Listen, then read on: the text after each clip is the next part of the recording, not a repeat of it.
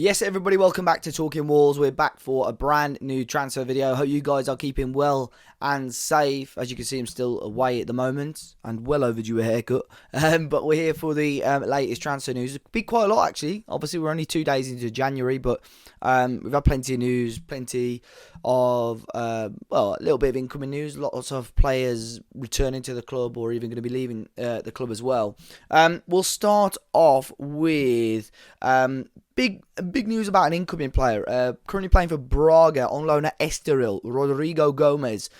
We did touch a little bit on this on our podcast, which came out this morning. But Rodrigo Gomez, a really talented young player, 20 years of age, currently playing in Portugal. Like I said, contracted to Braga, but been out on loan at Estoril, where he's had a really strong start to the season and one of the big talents out there at the moment. It was according to Bruno Andrade yesterday that Wolves had pretty much got an agreement for around 12 million euros for Gomez to join Wolves. However, he would stay at Estoril on loan for the remainder of the season.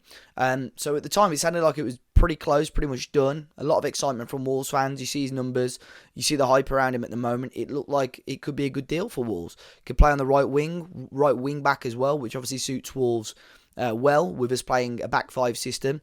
But a little bit of news, which sort of slowed the move down a little bit today, which came from Record in Portugal, quite a reputable source over there. They had quotes from the player's agent, who said that Wolves are one of the many clubs that he's had contact with in regards to signing Gomez. No deal is done. He knows that a deal is more than likely going to be done in the summer. But they reckon that Braga will want to be holding out for Gomez's release clause, which is around 35 million euros. Now, a lot of clubs tend to say this. It's happened many times before, especially with Braga. I remember with the João Palhinha saga, they wanted to hold out for his release clause, and Palhinha ended up going for quite a little bit less. So I think it is mainly to try and maybe make a bidding war and squeeze a little bit of money, more money out of clubs. Wolves at the moment sounds like they're the favourite, but it's not close to being done as of yet by the sounds of this report. Other reports have suggested that any deal would be for Wolves around 12 million euros up to about 15 million euros.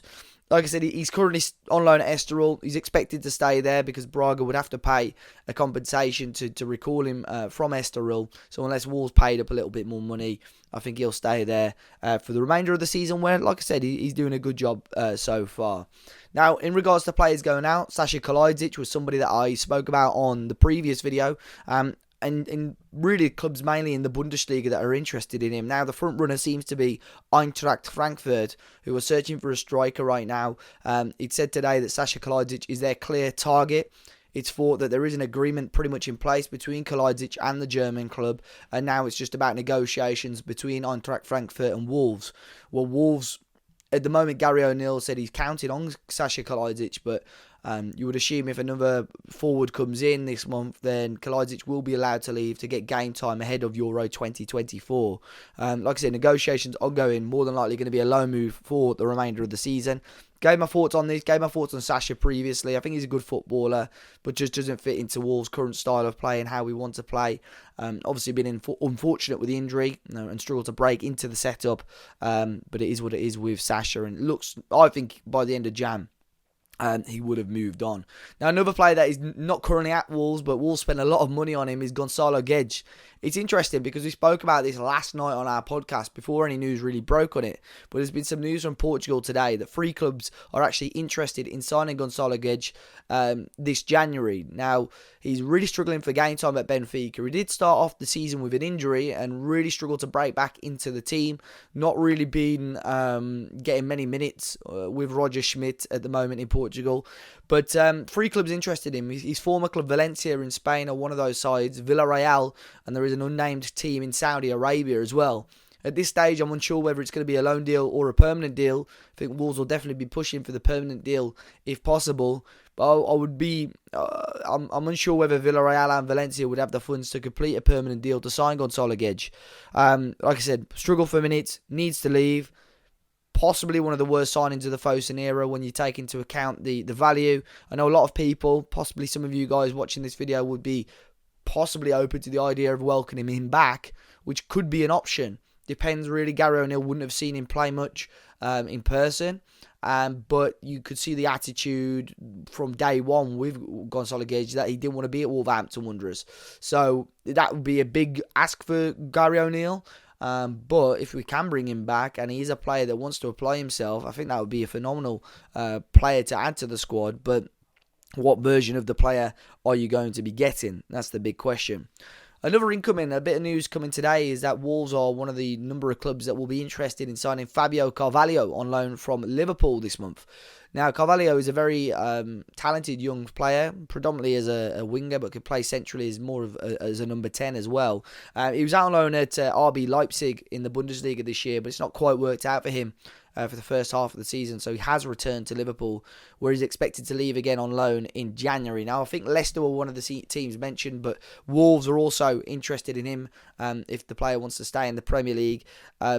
I think this would be a good signing. I know Wolves tend to like if they're bringing their player in on loan. I think they want an option to buy, which I think Liverpool would allow us to have with this. I think there's a decent relationship between the two clubs in regards to transfers. So Fabio Carvalho to Wolves could be an interesting one. Is he going to be an automatic starter? No. So that's the conversation that they'd have to have, is that he's not going to get a huge amount of minutes at Wolves, I wouldn't have thought.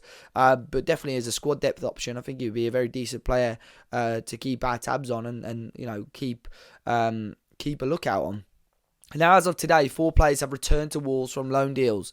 They've been out on loan at Football League clubs. You've had Harvey Griffiths out on loan at Walsall, Alfie Pond, Tyler Roberts and Ollie Tipton as well. They've all been recalled from their loan spells. Now, obviously, for one reason or another, it's just not worked out.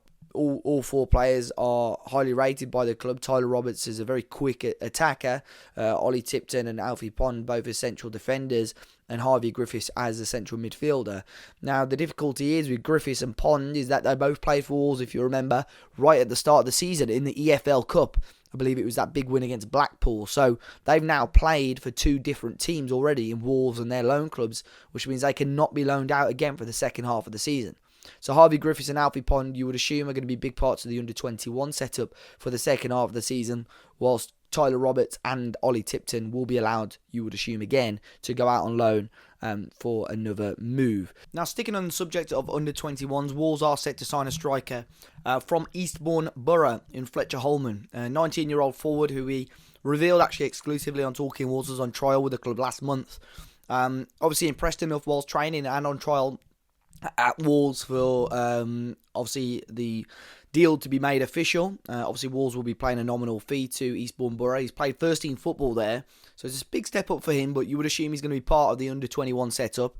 If Matt Hobbs has anything to do with this, he pushed really hard to sign Max Kilman back in the day. So it's an interesting market for Wolves to look at, and the non-league market, there are players that make that step up and can become successful players. We've seen it a number of times. And a really clever market, if it works, for Wolves to look into. As are some of the other signings, the players that we spoke about today. The fact that, in regards to Rodrigo Gomez, who I spoke about at the start of the video, Wolves are still dipping into that Portuguese market. Wolves will want the best players possible and to have a leg up on opposition. If you could buy a player earlier than other teams, Fletcher Holman could have easily moved on to a League 2, League 1 side to play first team football, kicks on well and moves on to a Championship side and ends up moving in 3 or 4 years to a Premier League side for 30-40 million in this current market. Who knows?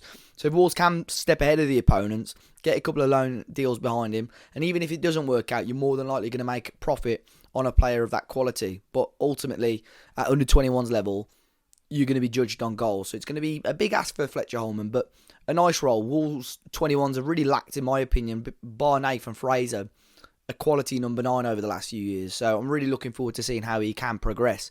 Sticking on Nathan Fraser as well, it's more than likely he's going to be heading out on loan this month. He's quite heavily linked to a move to Shrewsbury Town yesterday. It's believed that he was at the game with his family yesterday. Shrewsbury, one of the many clubs that are interested in him. There are a lot of clubs interested.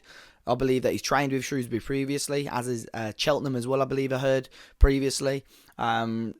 But Fraser is a good player, really quite physical, quite big and bulky for his age. Just got to get used to his body a little bit more and find out really what his strengths are. But I think a League One move is a really good level for him to find that out. And I'll be excited to see how he can get on if a move does come to fruition, which I would expect this month. Final piece of transfer news as well, Ethan McLeod has left Wolves on loan. He joined Alvechurch on loan for the remainder of the season. Quite a pacey forward. Again, well-built player, but getting him some experience at men's football should be a good move for him as well. And then finally, a bit of news for Wolves. Of course, we play Brentford this week in the FA Cup. And then after that, there's going to be a warm weather training camp for Wolves. And they're going to Abu Dhabi for that. And that'll be interesting. Again, no friendlies on paper are scheduled at the moment. With Premier League rules, none of those can be aired. So Wolves may have 1 or 2 behind closed doors friendlies. But with the Premier League sort of winter break, Wolves are obviously looking to take full advantage of that as well. And hopefully we do see some more transfer news, incomings and outgoings happening over the next couple of weeks. But do let me know your thoughts in the comment section down below, guys, on the news from today's video. As always, be sure to hit the like button, subscribe to the channel. Of course, Happy New Year as well. Thank you for tuning in to Talking Wolves again. And I'll catch you all very, very soon.